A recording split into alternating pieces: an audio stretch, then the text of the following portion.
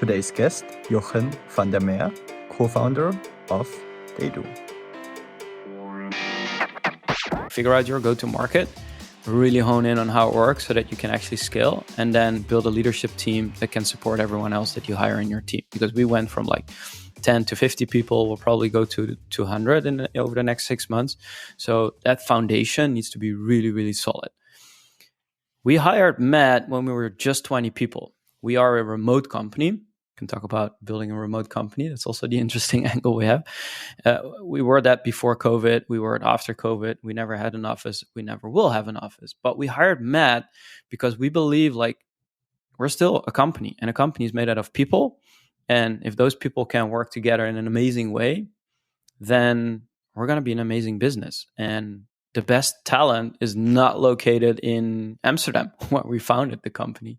There are great people here, but there are so many other great people around the world. So bringing that together, getting a whole set of different nationalities, getting a diverse team together is going to be essential in our growth. So we needed someone to lead that early on, who has seen great in amazing companies. Well, you mentioned them, right? It's Airbnb, Atlassian, and Personio. I think like they are definitely top 10 in terms of like how they handle people, how they think about design, and how they think about scaling. So that was an amazing CV to do. But I think the truth here is the way I think about hiring employees is like, one, yes, people can get excited about the mission and they love what we do. And like you can see why it's important. You can see why it's obvious, and also why it's really hard to accomplish, right? So there's a lot of good stuff going at TheyDo that people get excited about. But we started this out of our intrinsic motivation, and people who are joining our company have their own intrinsic motivation. And that might not be like, oh, the future of journey management. They can see it, they can get excited about it. But what is also excited that this is a step change in their career. This is a step change to what's next. Well, maybe there is nothing next if we go really big, but like this is a major step. It's a risk reward thing. And I think you need to be in your mind ready to take that step. And if you look at Matt's CV, he has, climbed the ranks as a people leader in these companies, but he's had never been the top dog. And now he got the option to do that. And he has seen what amazing look like in these companies. And that's exactly what you do as an early stage company, right? I don't want to have a VP people of a 20,000 employee company joining us, because it just won't match what we do. So he has seen growth stages at all these companies. He has been under leaders that were phenomenal. And now he gets a chance to do it and directly works with, in this case, Charles, my CTO. He used to run our people department. And together they run it. But really, like Matt has done an amazing job so far. And his incentives, I can't speak for his incentives, of course, but are always there on a personal level, as well as believing in the mission. And I think that is what makes great teams, is like if you're transparent about like what is going to be next, what are we setting you up for after TheyDo. And we had those conversations. And when you believe that you can be doing each other a service there, that's the best match. And I think that's the way I think about all the hires we make, even for the individual contributors. That's the right way to think about it. Jochem has a background in design and has two co-founders launching a SaaS business from an agency, and now raised a good Series A last year when other companies were not able to raise. And we talked about his perspective of a founder, what is the priority after raising a Series A, and how to build an outstanding company in really getting outstanding talent. A lot of founders talk about it, but Jochem actually really was able to hire outstanding talent for his company stage. So a lot of food for thought in there, and great specific tips and perspectives. Then you can build trust, and then you can spend less time communicating and more time just getting shit done. Then I went home and thought about this sentence. We basically put it on the table. Hiring takes time. People are trained. How to objectively judge certain situations. It's very, very, very, very hard to change things. That was the learning. Entrepreneurs with empathy. To the people side. Welcome, Jochem. So we have a cool podcast today regarding what you do with TheyDo and also how you built the company, because I think your director or VP of people reached out to me as a listener and told me, hey, cool podcast. I also have a cool guest for you. And I really appreciate that, right? That was really nice. Now you're sitting here. So maybe we start a bit more with some context about you. Yeah, so our people leader is great. His name is Matt, deserves a cheer from our end. He was actually really early to join our company, but maybe we can dig in on why that is and how we're thinking about that. I have a background in design myself, and today I live in Amsterdam. So that's also where I'm calling from and speaking to you from. Been here for 15 years. I have 3 kids, lovely wife, enjoy life a lot. But what I enjoy most is the mission that we're on. We're trying to, basically change the way people work in an enterprise organization, putting the customer at the heart. Nothing new, you would say, but really hard to do at scale.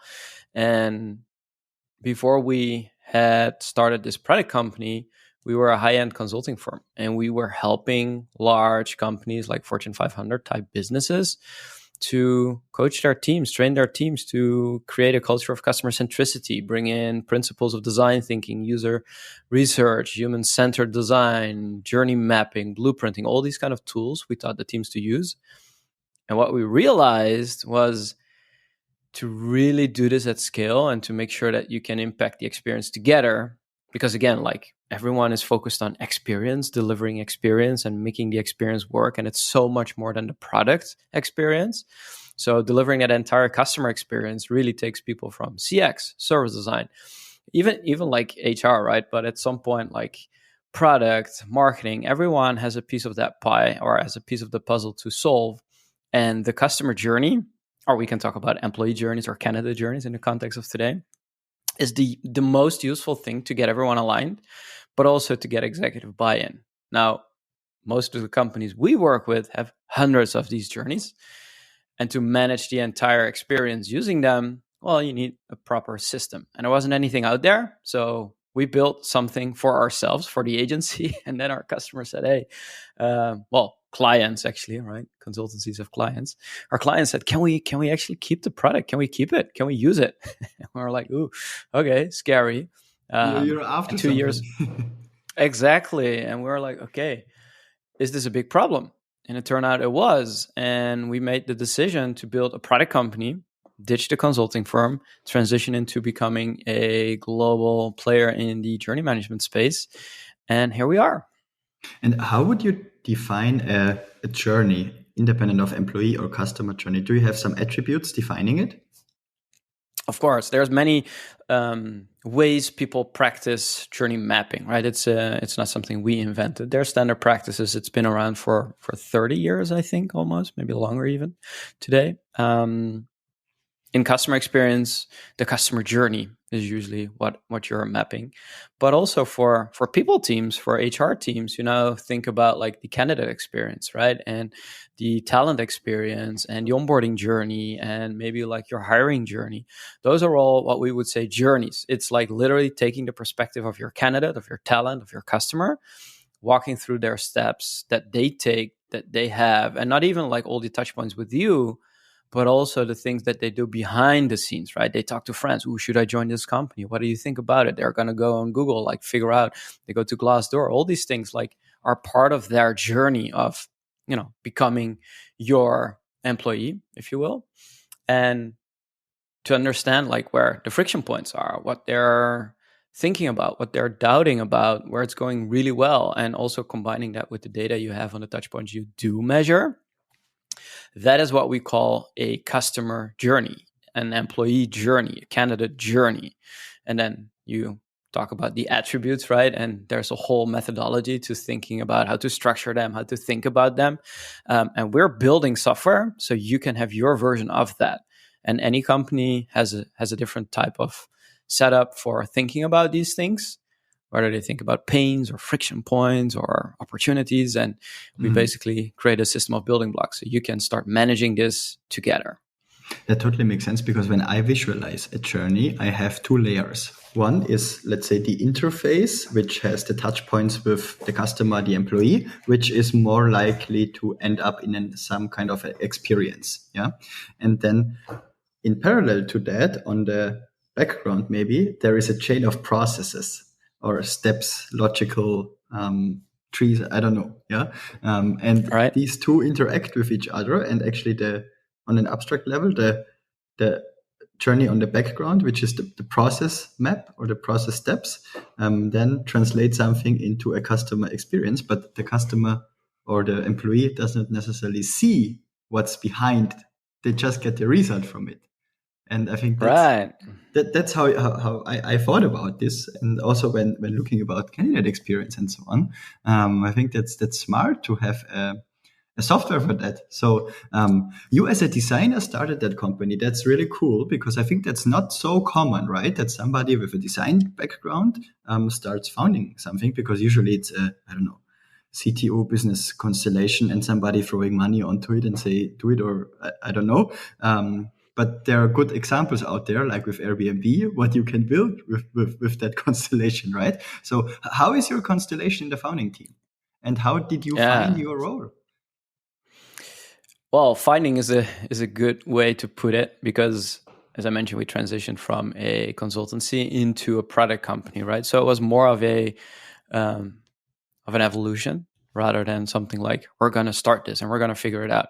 We've been part of the problem. We've been experiencing the problem ourselves. We've been creating the problem ourselves by creating all these project-based journey maps and, like nice results, one-off things. So we've been doing this for quite some time. And when I say we, I have two co-founders. So Martin is a strategist from his background.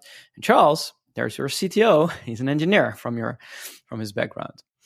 So together we ran this consultancy firm with a few others where we actually, did this transformational work. And moving into product was therefore easy for us because we had already the engineering experience. We had the strategy piece and the design piece in place. So in the first days, we ran the company ourselves. We created it, we thought about it, we marketed it, we built it, we implemented it. It was just the three of us, right? The way we started. And then we started to build the team. So that is the cool thing when you have, those three parts of the business covered in your founding team. It really is the initial set of the business. And then you start to build that up. And having the design background is really nice. But what you just explained on like how you think about that employee journey, it's exactly right. Like I'm a trained service designer, and what you're describing is like the front stage, the touch points the customer or the employee has with you, and then the backstage, what you don't see. But the cool thing is, what you also maybe said but didn't explicitly say, is like, who owns experience? And companies today think they own the experience, but it's wrong. The customer owns the experience. The employee owns the experience. The candidate owns the experience. And you try to make it amazing, seamless, effortless, frictionless, whatever it is your company is designed to do. But that is what you try to achieve, but you don't own it. You influence it, but you don't own it. And I think that's the cool distinction. And a lot of companies are now waking up to this idea. So if we don't own it, we can influence it, and we need to do it together. In case you like my show, please subscribe. I would really appreciate it. But that's complicated. Maybe not complicated. Let's say simple, not easy, I think is a quite good term that's describing it, because I think once you're able to jump into the customer, employee, or candidate experience, at some point it really makes sense. But to really translate that into actions and processes, setups, communication internally, how everything is set up to get to that outcome, to that ideal outcome, that's really tough, right? Because people need to be aligned, department needs to be aligned. When a company is changing all the time, people leave, people come. There's other priorities, something unforeseen comes up, right? So there are so many variables that can just mess up a great experience that I think it's not so easy to build and then maintain. Yeah, and also the customer perspectives might change, so you also need to adapt to that. And the question is how fast, and also what to listen to, right, and what not. So you also went through several growth stages. I think you also got venture capital, as I saw it, right? So how did that transition your company? So when we started, we had to make the first transition, which was from consulting to product, which typically is really hard. But, there's the success cases as well. Like MailChimp is pivoted from a consulting business to become a full product. Well, quite successful, as we know. And there's many more. So it could be done, but we definitely needed help on like, okay, what does it take to build a product company? We're first-time founders. We had no clue. But we started digging in, reading, meeting people. And that is also how we met our first group of angels that said, okay, here's a bit of money. Stop selling your time, because that's basically what you do as a consulting firm, without being like degenerative about it. I mean, it's a beautiful way to make business, to make a revenue, to make people happy. But you're selling time. People buy you for your time. And if you don't work, you don't get paid. It's as simple as that. So we had to pivot that, but it was hard because that was where our revenue came from. That's how we built the first version of TheyDo. All the profits went into developing this product on a WordPress backend. So that was the first big change that we did. We got the angel investments. That was our, what we call the pre-seed round to get us going and to make that transition. Stop consulting, start building products, start selling licenses. That's what we did. And then we did our first venture capital round when the initial product was good enough to really go out to the market, that set us up for success. So, and again, it was like in the Dutch market, it was small checks, but it was enough to get us going, to hire the first 10 employees and to build the first product team and to really start to expand, because we are serving the biggest companies in the world, all the way from Johnson & Johnson, NCR, Google, like those kind of companies are doing this. And they have, as you can imagine, quite some things they want to do with this and quite some ways of working they want to support with this. And if this is a mission critical piece of the software, well, we've got some work to do. And that's also what we saw when TheyDo took off. It grew really, really fast last year. And that was also the moment that we said, okay, now we need to start building this out tremendously well. And that's when we did our Series A and got 12 million in the bank to start building the proper team, building the leadership team. Last year. Yeah, November last year. Wow. So from timing, you didn't have the best circumstances and still did a quite good round, I would say. So first of all, congrats. And what do you think? Why have you been able to raise money and maybe many others out there had to lay off? So we're truly doing something differentiated, right? This hasn't been done before. And even if we call it journey management today, whether you're in customer experience or employee experience, that's really the starting point. What we're actually doing is building an entire experience design system that acts as the backbone for a modern company that wants to be delivering on that experience or is a customer-centric company. So this is a huge, almost like a tectonic shift that is happening in the market, where all these large companies, but also like the modern tech-enabled companies are going into this idea of managing the experience together. And it wasn't an idea anymore. We had the customers, we had the revenue. It was growing and it was growing out of hand. So I think the simplest way to put it is like, if you're solving something that people really, really find hard and have difficulties with, then you have something that actually is very valuable for a venture capital firm to say yes to. And then despite market conditions, and I think like the investor we got, Blossom, they're fantastic, right? They don't think about like the little quirks in the market. They think about like, is this going to be like the next thing over the next decade? And do we believe that putting the journey in the heart of the operation is actually going to work? And they did.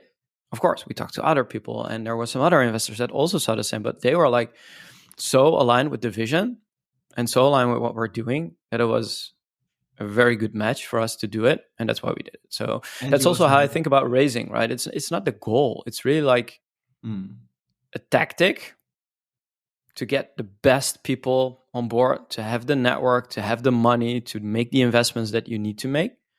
But it's never the goal, right? We're not chasing the valuation here. We're chasing an amazing outcome to actually change the way companies are working on the experience. Exactly. And I think it should also be really value adding to get money now right? And you should be able to know to do exactly what to do with it, because then I think Yeah, but I'm not gonna lie, right? It's really hard. Like, we are doing this for the first time. We're learning as we go, and we're doing an amazing job as a whole team right now to go through this. But VC money comes with pressure. It comes with expectations. Yeah, sure. And I'm quite ambitious. I think we can do this. I want to do this. So no doubt that this was the right step. But running your own consulting firm, profitable from day one, where you have 10 people, is very easy compared to what we're doing here. So yeah, it's quite fun, but I'm not gonna lie, it's not like the easiest thing I've done in my life. It's very simple where we need to go, like you said. It's not easy. Yeah. And Jochem, so for me, when I talked to Matt, I thought like, wow, really cool guy, first of all, super nice, but also very strong in how he thinks about certain things and also what he brings to the table. So just for me, yeah, as I would say, talent acquisition professional, I would say a lot of people and companies out there would like to hire a person like Matt, yeah. Maybe even in a later stage where things get more crazy. He was at Airbnb, Atlassian, Personio before. How did you end up being able to attract someone like Matt? Because to be honest, for a company that is going through Series A now for the first time, this could also be like maybe not interesting enough and so on. So I think a lot of things need to be really right, that you are able to close candidates on that level in that early stage. Yeah. So maybe you can share a bit of your tactics or what you did, because I think that's valuable for any listener out there, because a lot of people would like to do exactly like that, what you did in hiring. Right. So we're lucky to have Matt. Let me put it there. He's amazing. And I think, like what I said, like after Series A, what you do as a company is do two things. Like figure out your go-to-market, really hone in on how it works so that you can actually scale, and then build a leadership team that can support everyone else that you hire in your team. Because we went from like 10 to 50 people. We'll probably go to 200 over the next 6 months. So that foundation needs to be really, really solid. We hired Matt when we were just 20 people. We are a remote company. Can talk about building a remote company. That's also the interesting angle we have. We were that before COVID. We were it after COVID. We never had an office. We never will have an office. But we hired Matt because we believe like we're still a company, and a company is made out of people. And if those people can work together in an amazing way, then we're going to be an amazing business. And the best talent is not located in Amsterdam, where we founded the company. There are great people here, but there are so many other great people around the world. So bringing that together, getting a whole set of different nationalities, getting a diverse team together is going to be essential in our growth. So we needed someone to lead that early on, who has seen great in amazing companies. Well, you mentioned them, right? It's Airbnb, Atlassian, and Personio. I think like they are definitely top 10 in terms of like how they handle people, how they think about design, and how they think about scaling. So that was an amazing CV to do. But I think the truth here is, the way I think about hiring employees is like, one, yes, people can get excited about the mission and they love what we do. And like you can see why it's important. You can see why it's obvious, and also why it's really hard to accomplish, right? So there's a lot of good stuff going at TheyDo that people get excited about. But we started this out of our intrinsic motivation, and people who are joining our company have their own intrinsic motivation. And that might not be like, oh, the future of journey management. They can see it, they can get excited about it. But what is also excited that this is a step change in their career. This is a step change to what's next. Well, maybe there is nothing next if we go really big, but like this is a major step. It's a risk reward thing. And I think you need to be in your mind ready to take that step. And if you look at Matt's CV, he has, climbed the ranks as a people leader in these companies, but he's had never been the top dog. And now he got the option to do that. And he has seen what amazing look like in these companies. And that's exactly what you do as an early stage company, right? I don't want to have a VP people of a 20,000 employee company joining us, because it just won't match what we do. So he has seen growth stages at all these companies. He has been under leaders that were phenomenal. And now he gets a chance to do it and directly works with, in this case, Charles, my CTO. He used to run our people department. And together they run it. But really, like, Matt has done an amazing job so far. And his incentives, I can't speak for his incentives, of course, but are always there on a personal level, as well as believing in the mission. And I think that is what makes great teams, is like, if you're transparent about like, what is going to be next? What are we setting you up for after TheyDo? And we had those conversations. And when you believe that you can be doing each other a service there, that's the best match. And I think that's the way I think about all the hires we make, even for the individual contributors. That's the right way to think about it. Outstanding. So I think a lot of founders don't have this reflection on thinking about it, because what I see is often everybody, of course, is super proud of what they achieve. And as a founder, you get a lot of, I would say, recognition.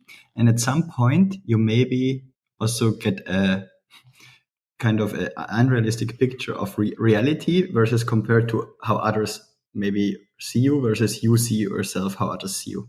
And this could end up in some really unrealistic expectations in terms of not just the requirements, but also in terms of ability to close certain candidates, to also having a certain empathy towards the environment and also the situation, plus also the candidate needs, plus my own. Yeah.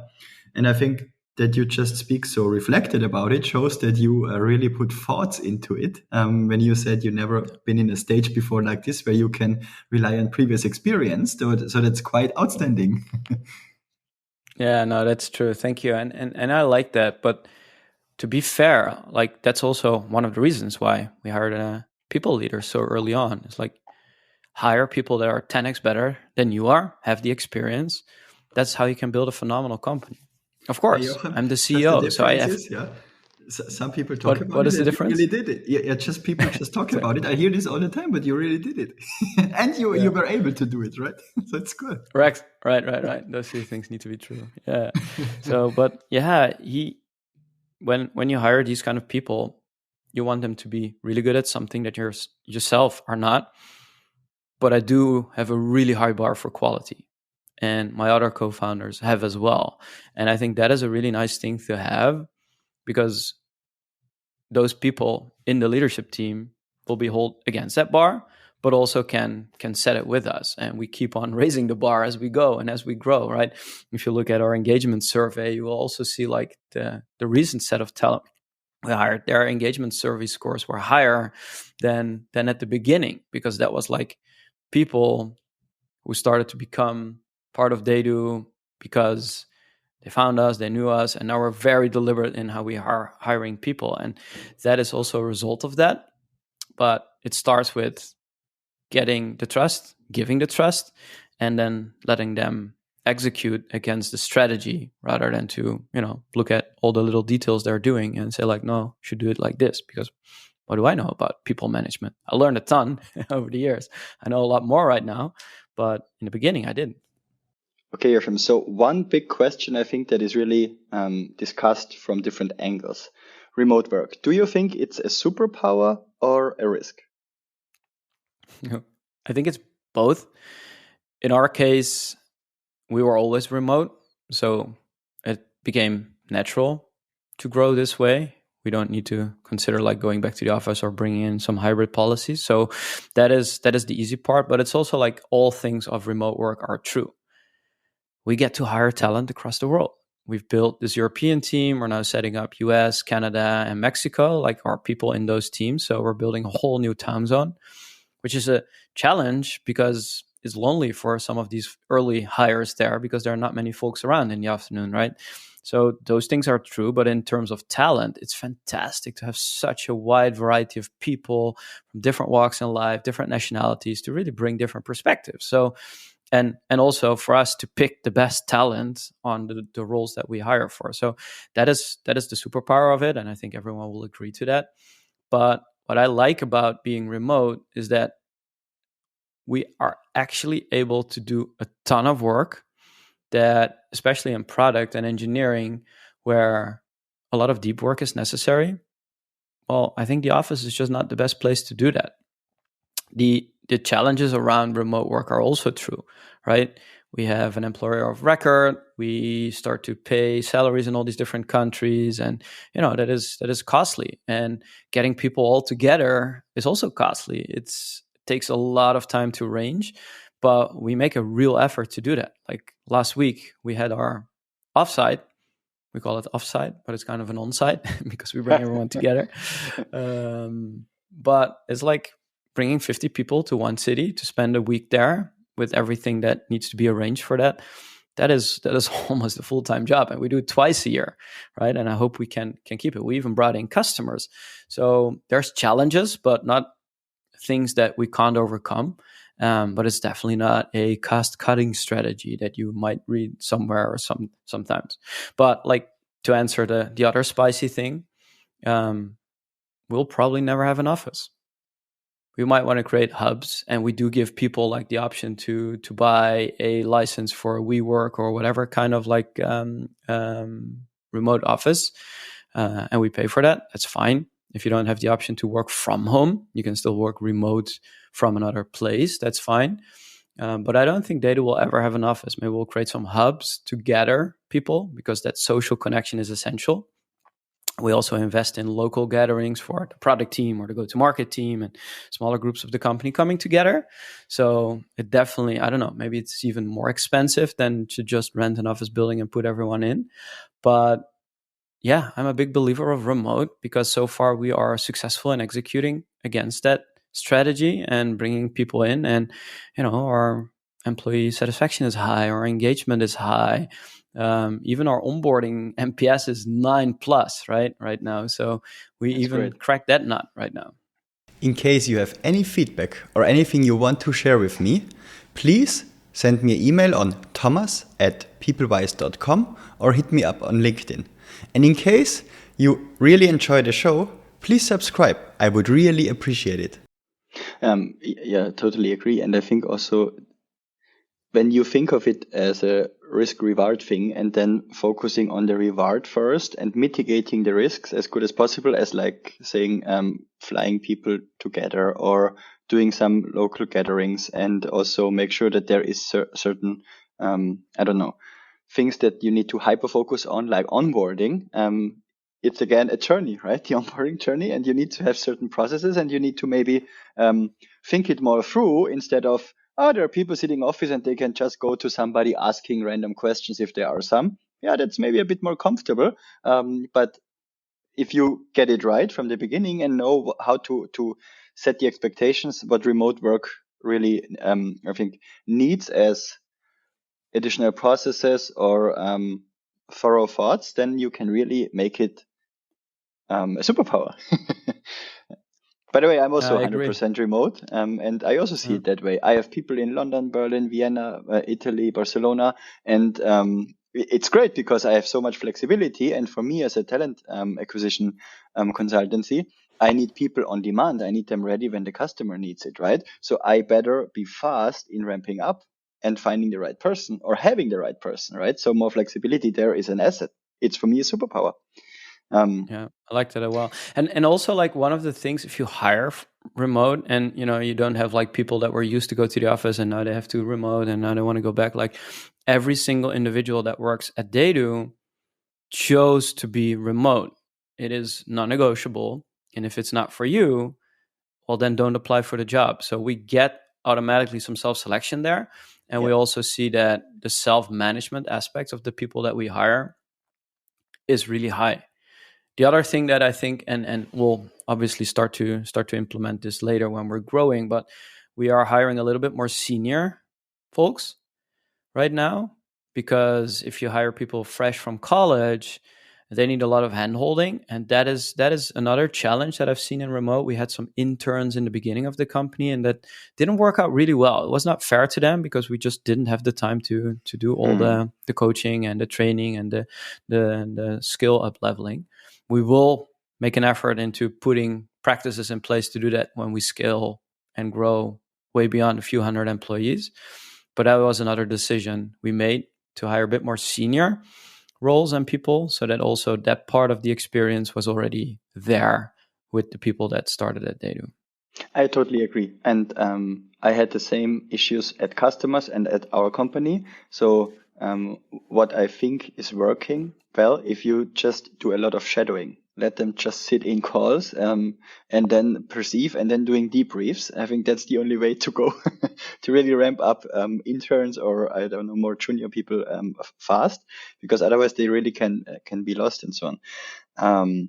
Okay, Jochem. So do you have any final thoughts for the listeners when you think of what you learned most as a now founder, first time going into that stage, maybe top learnings, what you would recommend to other founders going maybe through that journey once? Yeah, so I know your previous guest or one of your previous guests on the show said something similar. I forgot her name. She was a talent acquisition partner of Cavalry Ventures. Oh yeah, she said Adriana. something similar. It's like hire someone in a people department early on. We did that with our people leader Matt in when we were just 20 people. I think that was a big part of our success. Implementing the processes so we could hire and we could onboard, we could train, but also upskill people, have management practice, have performance reviews, all these things in place to get the best people in and make sure they are happy and excited and have contentment in their job. That is one of the big lessons that we've done right. That's really good. The other thing that I've learned along the way is people don't change much. So if there's behavior that is not in line with your values, with your company values, with the way you want people to work, early on, usually that doesn't change. And because in the early stages, you also don't want to like remove someone from the team that is, making those kind of like bad behaviors, and you don't want to be like, you think it's coachable, but really it's hard. And it's also not your job to train people on those kind of like behavioral things. And I think my learning there is that if I notice that in people, is probably the right way to address it immediately rather than to wait before it escalates. So that's the other learning I had. And then finding this whole experience collaboration space in companies, in large companies, because I know a lot of your listeners are working in modern HR practices at large companies. Focus on those journeys, the candidate journeys, the talent journeys, but the entire candidate experience is truly helping them to get more employee satisfaction, which helps with all the other benefits like employer branding, but ultimately gives you, and I know there's some research on this, gives you a better customer experience as well. And investing there is something that I've now seen some companies starting to do. Usually like our platform supports the customer experience team and experience design teams. But then when HR comes in, the practice is basically the same. Think about talent first, think about candidate first, think about employee first. What do they need and how do we align on that? And I think that is an important trend that is accelerating right now. And I think a lot of people will benefit from setting up a deliberate practice on managing the experience, not trying to own it, but managing it and rallying the business around the opportunities that they've seen in the talent and the candidate journeys. Cool, thanks. And also one question I always ask any guest, who is a guest I don't know yet, but you know who I should interview as well? Ooh, that's a good one. That's a good one.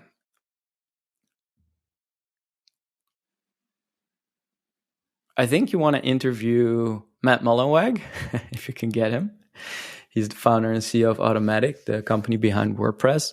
I think every remote question I have, like how to build this, how to do this, I try to think of like Matt standing on my shoulder with his lovely voice, speaking in my ear, like that's not the way to do it. That's the way to do it. He has a podcast as well. I don't know if it's even running right now, but he's written a lot about it and he's very vocal about it.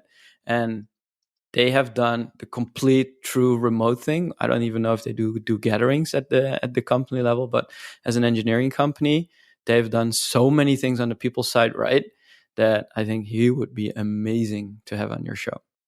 I tried to reach out. So I also like to do outbound guest sourcing, but also getting recommendations and so on. So this always comes together. So it's really fun. And also I have another question for you. I would really love to listen to you in a podcast, also talking about go-to-market, because you're a remote company selling to enterprises, having good logos. Yeah. My brother runs a podcast on go-to-market called Go-to-Market Mastery. Would you also be open for an episode there? Sure. Let's talk about it. I can definitely share a few learnings on that. Yeah, I can just connect you and you will see how if it makes sense and to do it. And if it's out there, I will listen to it. Amazing. Two brothers making podcasts. Love that, Thomas. Yes. We're also ambitious. Very good. Like that. Thanks, Jochem. It was really nice talking to you, and I really appreciate your time and insights. Yeah, thanks for having me. Always my pleasure to be here.